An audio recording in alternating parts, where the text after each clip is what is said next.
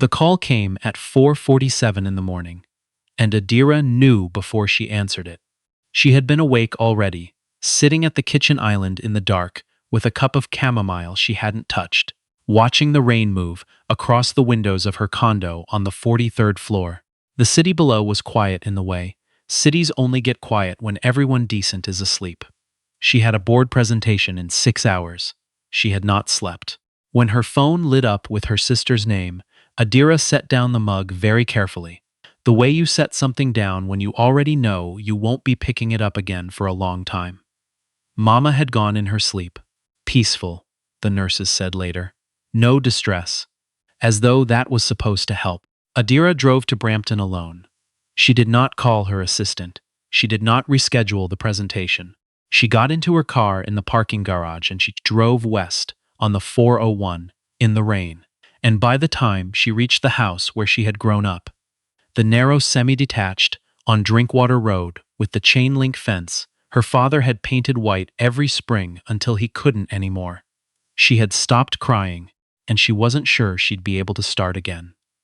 Her sister, Temife, was on the front step with a blanket around her shoulders. Temi was 3 years younger and had their mother's eyes and their father's stubbornness, and she had not stopped crying since the call came. She stood up when Adira's headlights turned into the driveway, and for a moment, the two of them just looked at each other across the small dark yard. And then Adira walked up the path and her sister held her, and neither of them said anything for a long time. The house smelled like Bengay and jollof rice and something floral from a plug-in air freshener their mother had ordered in bulk from a discount site. Every flat surface held something: a framed photo, a ceramic figurine, a get-well card from a church friend. Adira stood in the kitchen doorway and looked at her mother's reading chair by the window, the indentation still visible in the cushion, and she thought, I should have come sooner. I should have come last weekend, and the weekend before that, and every weekend for the last year. She had been busy. She was always busy. The company had gone public 14 months ago, and since then, there had been no week that wasn't a crisis, no weekend that wasn't partially swallowed by something urgent, and she had told herself her mother understood. Her mother had always understood. That was the thing about her mother. She never once made Adira feel guilty for building the life she'd built, even when it took her far away from Drinkwater Road and everything on it. Now Adira sat in her mother's kitchen at 5 in the morning with Temi across the table, and she thought about all the phone calls she'd ended early because there was a meeting starting. She thought about Christmas dinner last year, when she'd stepped out after dessert to take a call from New York and come back to find her mother washing dishes alone. She thought about small things. She thought about them for a long time. Temi said, You should sleep. The funeral home opens at 9. Adira said she wasn't tired. Temi looked at her the way sisters look at each other when they both know something is being left unsaid. She got up and made 2 cups of tea without asking.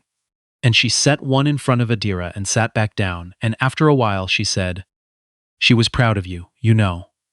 She talked about you to everyone. Every person at church knew your name. Adira wrapped her hands around the mug. I know, but I wasn't here enough. She said it plainly, the way you say a fact that has already calcified, that you've stopped trying to argue with. I know she was proud, I just wasn't here enough. Temi was quiet. She didn't contradict her. The funeral was held on a Thursday. 8 days later, at the Baptist Church on Kennedy Road, where their mother had attended service for 31 years. There were more people than Adira had expected. Women from the Mothers Union, men from the Community Association, neighbors, former co-workers, a woman who had been her mother's closest friend since 1987 and wept in the front pew with both hands pressed to her face. The Reverend spoke about faithfulness, about tending what you've been given, about the particular grace of a woman who gave without keeping account. Adira sat in the front row, in a black dress she'd bought on the way to the airport, and she listened. And when the Reverend said she never needed to announce her goodness because she lived it, Adira felt something press hard against the back of her throat, and she kept her face very still, and she breathed through her nose, and she did not let go. After the burial, back at Temmie's house, Adira stood on the back deck with a plate of food she wasn't eating and her phone in her pocket, and she had to actually stop herself from checking it. The habit of it, the reflex, was so automatic she wasn't sure she'd know what to do with her hands otherwise. A man named Conrad, one of Temmie's husband's friends, came out onto the deck and stood beside her. He said something kind about the service. Adira said thank you. He asked what she did, and she told him, and he said he'd heard of her company, and the whole conversation was polite and forgettable, and she was grateful when he went back inside. Temmie found her a few minutes later. She stood beside Adira and looked out at the yard, at the bird feeder their mother had given them 2 Christmases ago, at the apple tree at the back that was just starting to show early buds. "You're going back tomorrow," Temmie said. It wasn't a question. "Friday. There's a thing. There's always a thing." Adira looked at the bird feeder. "Temmie, I'm not criticizing you. I'm just noting the pattern. I know the pattern. I've known the pattern for 10 years. The pattern is how I kept the lights on here when Dad got sick, and kept the lights on when Mama needed the new medication." And she stopped. She rubbed her forehead. "I'm sorry. That wasn't fair." Temmie put her hand on Adira's arm. It was true, though. That's the thing. It was both. They stood there together until the sun moved behind the houses to the west, and the yard went into shade, and Adira's plate went cold, and she still didn't check her phone. She flew back to Toronto on Saturday instead of Friday. She canceled the thing. She did not go directly back to work on Monday. This surprised her. She had expected herself to. She had a funeral. She would grieve. She would return. This was the script she had written in her head, the clean and manageable arc. Grief had a timetable, she'd always thought. You moved through it. You got back to things. Instead, she found herself, on Monday morning, still in her bathrobe at 11 o'clock, sitting on the floor of her mother's old room in the condo. The room she'd furnished for her mother's visits, with the quilt from home on the bed and the small framed photo of their father on the dresser, and she could not make herself stand up. She was not crying, she was just sitting. There was nothing she wanted to do and nothing she wanted to want. Her VP of operations sent 3 emails. Her EA sent 2. Her phone held 17 unread notifications, and she looked at it and felt something she could only describe as total indifference, which frightened her more than grief would have. Grief, she understood. Grief was at least a feeling. This was emptiness with sharp edges. She called her doctor that afternoon. Her doctor referred her to a therapist. The therapist had a wait list of 6 weeks. She went back to work on Wednesday because she did not know what else to do with herself, and because movement had always been easier than stillness, and because the company needed her, and she was not in the habit of being needed and absent at the same time. Her colleagues were careful with her. Kind, the kind of kind that has a radius. They came close and then kept a distance, unsure of the boundary. She appreciated it and found it lonely in equal measure. It was Temmie who suggested the cabin. 3 weeks, Temmie said over the phone. Just go somewhere you're not the CEO. Somewhere quiet. Somewhere Mama would have liked. Adira said she had a product launch. Temmie said the product launch could happen without her. That's not, Adira. You're sitting on the floor again? Adira looked down. She was, in fact, sitting on the floor. She had not noticed. You need time, Temmie said. Real time. Not a long weekend. Not a week where you're still checking email. 3 weeks, somewhere you can breathe. Or I'm coming up there and sitting outside your office until you agree. She knew her sister. She agreed. The property was in the Muskokas, 2 hours north of the city, on the eastern arm of a lake, so narrow and long it looked from above like a scar in the rock. A friend of a friend owned it and offered it freely, the way people offer things to other people who have just lost their mothers, with a kind of generous formality that Adira didn't know how to refuse. The cabin was old and well kept, with a stone fireplace and a screened porch and a dock that extended 30 feet over water, so clear you could see the bottom in the shallows. She arrived on a Thursday in early May, when the lake was still cold and the birch trees had only just leafed out, the green so new it looked almost yellow. She unpacked her bag. She put her laptop in the closet. She sat on the dock for 40 minutes without doing anything, and it was the longest she had sat without purpose in more than a decade. A neighbor came by that first evening. He lived in the property 2 lots down, a man perhaps 10 years older than her. Early 60s, she guessed, with gray at his temples and the particular ease of someone who had made peace with taking up space. He introduced himself, as Walter said. He looked in on the place when it was unoccupied, brought a jar of honey from his own bees as a kind of welcome offering. He stayed on the porch long enough to show her how the wood stove worked and which breaker to reset if the pump cut out, and then he left without lingering, which she appreciated. The girl appeared on the 4th day. Adira was on the dock early, before the mist had fully lifted off the lake, with a coffee she'd made too strong and a book she wasn't reading, and she heard something in the trees along the path that separated the two properties. She looked up. Standing at the tree line, watching her, was a child, a girl, 8 or 9 years old, in rubber boots and a yellow raincoat, despite the fact that it was not raining. She had her father's gray eyes and a chin set at an angle that communicated a great deal without words. Adira said, "Good morning," the girl said. "You're in the Elspeth place. I'm borrowing it. Do you belong to the Honeyman?" "Walter is my grandfather." She considered this clarification sufficient and offered nothing else. "I'm Adira, I know," he told me. She did not say her own name. Adira looked back at the lake. After a moment, she heard rubber boots on the dock planks, and the girl sat down 3 feet away from her, very upright, and looked at the water with the same concentration Adira had been failing to achieve. "What are you looking at?" the girl said. "Nothing. Everything. I'm not sure." The girl accepted this. They sat in silence for a while, which was more comfortable than it had any reason to be. Her name, Adira learned over the following days, was Petra. She was 9. Her mother had died 11 months ago. A car accident on the highway outside Huntsville, in January, on a road that had been treated but not well enough. Petra had been staying with Walter for 3 weeks, while her father, Walter's son, finished something she described vaguely as a work thing in Calgary.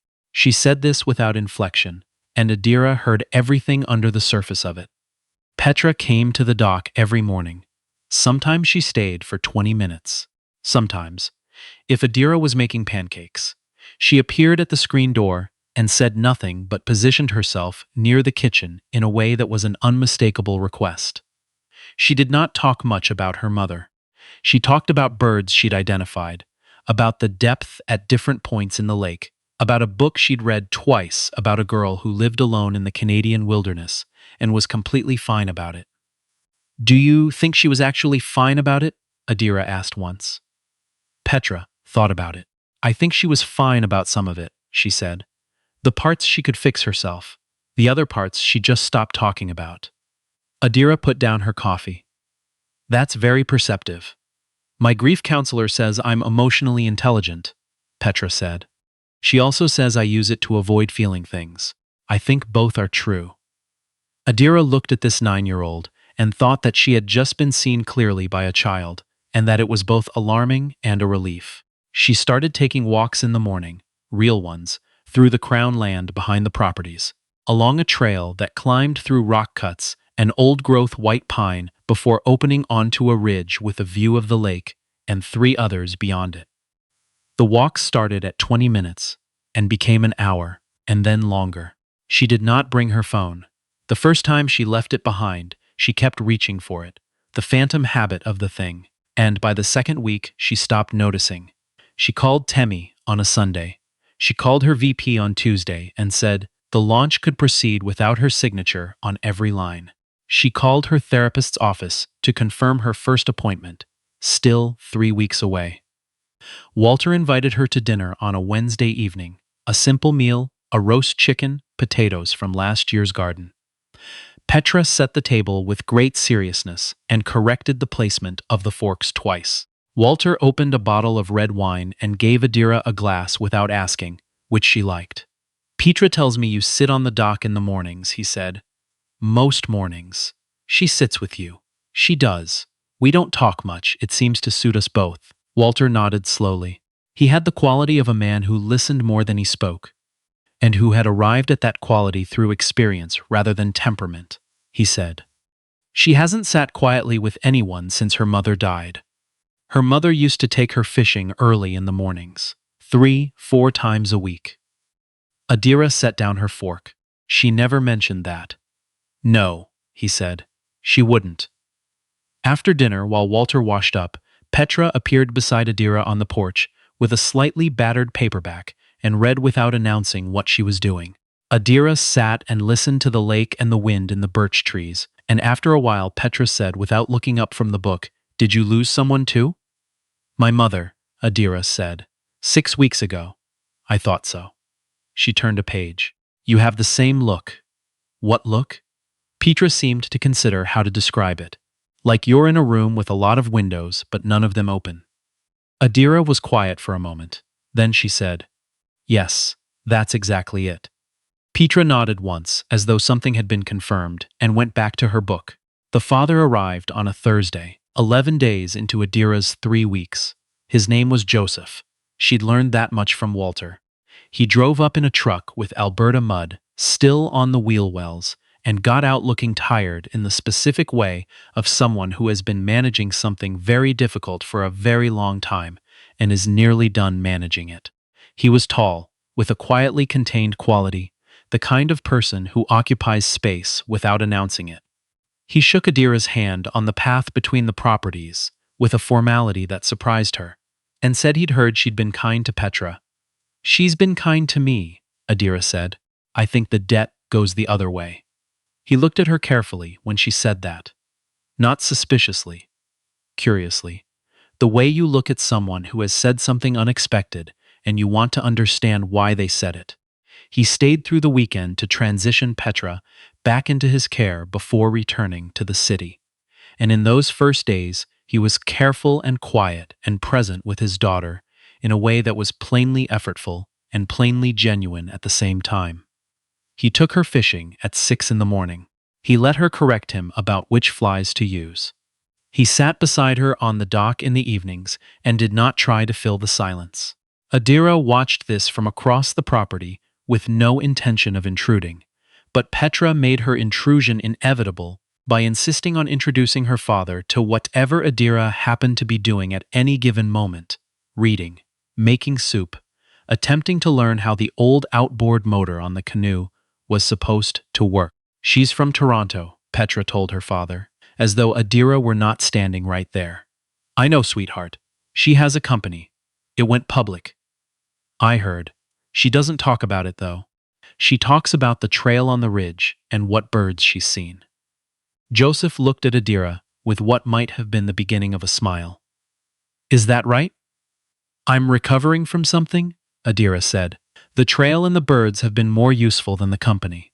He nodded. There was an understanding in it that didn't require elaboration. They had coffee on Monday morning, the 3 of them, on Walter's porch, and Petra declared at some point that she needed to go check on something at the dock, and did not return for 45 minutes.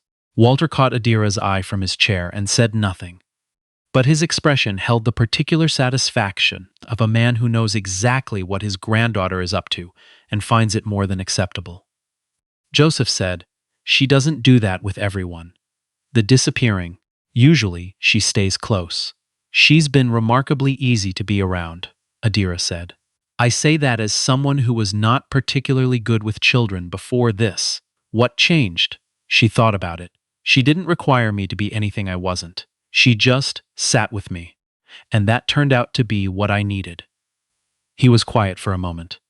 The lake was glassy that morning, the light coming in low and flat from the east. The trees on the far shore reflected perfectly in the still water. "She did that with her mother," he said. "Could just sit together without it needing to be anything. I used to watch them at the kitchen table in the mornings and wonder how 2 people could be so comfortable in silence together." He paused. "She hasn't had that since January." Adira looked at the lake. "I'm sorry, so am I," he said it simply, without performance. "Every day." She flew back to Toronto on a Sunday, as planned. She brought back a jar of Walter's honey and a list of books Petra had recommended with great seriousness and specific instructions about the correct order to read them. She sat at the gate at the Muskoka airport, a small, practical building with a coffee machine and two gates, and she thought about the dock and the mornings and the window of the room she'd been sitting in, slowly, incrementally, coming open. Her therapist, when she finally saw her, said that grief rarely announces itself and rarely departs on schedule, and that what sounded like emptiness was often the space left behind when something very large has moved through you. "What do you do with that space?" Adira asked. "You let things grow in it," the therapist said. "Slowly. You don't rush it." Adira thought about the birch trees at the lake, the way the new leaves had looked so pale and tentative against the spring sky, green that was barely green yet, just the idea of it. She called Temi that night. Temi said she sounded different. "Better?" "Not better exactly, more present. Like you're actually here." She was, she thought. She was actually here. Joseph texted 3 weeks later. He was back in Toronto. Petra had mentioned, at some length, that Adira was in Toronto, and that Toronto was a city where two people who both knew the same 9-year-old could presumably have coffee without it requiring a great deal of logistics. "She's very subtle," he wrote. "She is 9 years old and entirely without subtlety," Adira replied. "I'd recommend not underestimating her, though. She's been right about most things so far." They had coffee, then dinner, 2 weeks after that. Then a walk along the waterfront on a Sunday in June, when the lake was warm enough that people were out on paddleboards and the city smelled like sunscreen and cut grass. Petra, who had been informed of the walk by her father, sent Adira a voice message that lasted 4 minutes and covered, in order, which birds she might see at the waterfront, a strong opinion about where to get the best pea-meal bacon sandwiches, and a single sentence at the end, delivered casually, as though it were an afterthought. "I'm glad you came to the lake." Adira listened to it twice, standing on the boardwalk with the sun on her face and the water moving light against the pilings below. She had told herself, for most of her adult life, that she was not the kind of person who needed to be known. She had a company, she had a reputation, she had a sister, and a handful of people she trusted completely and completely rarely. She had built something real from nothing, had carried her family and built something for herself, and made every room she walked into take her seriously. And she had told herself that was enough, that the rest of it, the being sat with, the sitting with, was a luxury she could defer indefinitely. Her mother had never said this was wrong. Her mother had never said much of anything critical about the way Adira lived. She had simply asked, at the end of phone calls, whether Adira was eating well and sleeping enough, and whether there was anyone around her. Anyone around you. Not meaning professionally, Adira understood now. Meaning present. Meaning close. She had always said yes because it had seemed simpler. She understood now why her mother had always paused before accepting the answer. She met Joseph for dinner on a Tuesday in July, a place in Kensington Market that Petra had also recommended, which Adira found somewhat on the nose but accurate. The food was very good. They sat at a table in the back near the open kitchen and talked for 3 hours. And at some point she told him about her mother, the real things, the things she hadn't managed to say aloud to anyone yet. About Drinkwater Road and the reading chair and the indentation in the cushion and the phone calls she'd ended early. She said them carefully, testing the weight of each one, expecting to feel exposed. Instead, she felt lighter, which was, she thought, approximately what her mother would have told her would happen if she'd asked. Joseph listened. He didn't try to solve anything or redirect toward anything useful. He just listened, and when she finished, he said quietly, "She knew, though, the way you turned up at the end, she knew." Adira looked at him. "You can't know that. I know something about what it looks like when a person shows up, even when it costs them something," he said. "Petra talks about the dock, about you sitting there in the mornings before the mist was off. That's not a person who stopped caring. That's a person who got lost for a while and came back." He paused. "Your mother spent 30 years watching you. She knew the difference." She didn't say anything for a moment. The kitchen sounds moved around them, warm and ordinary and close. Then she said, Thank you. He nodded. He didn't make more of it than it needed to be. She went back to work fully in September, with some adjustments she had not expected to make. She hired a deputy who could carry the company through weeks when she wasn't in every room of it. She took Sundays. She called Temmie on Saturdays and asked about the kids. Temmie's kids, her niece and nephew, who she had been an abstracted auntie to for years. Present at birthdays, absent in the in-between. She started being present in the in-between. In October, she went back to the lake with Joseph and Petra.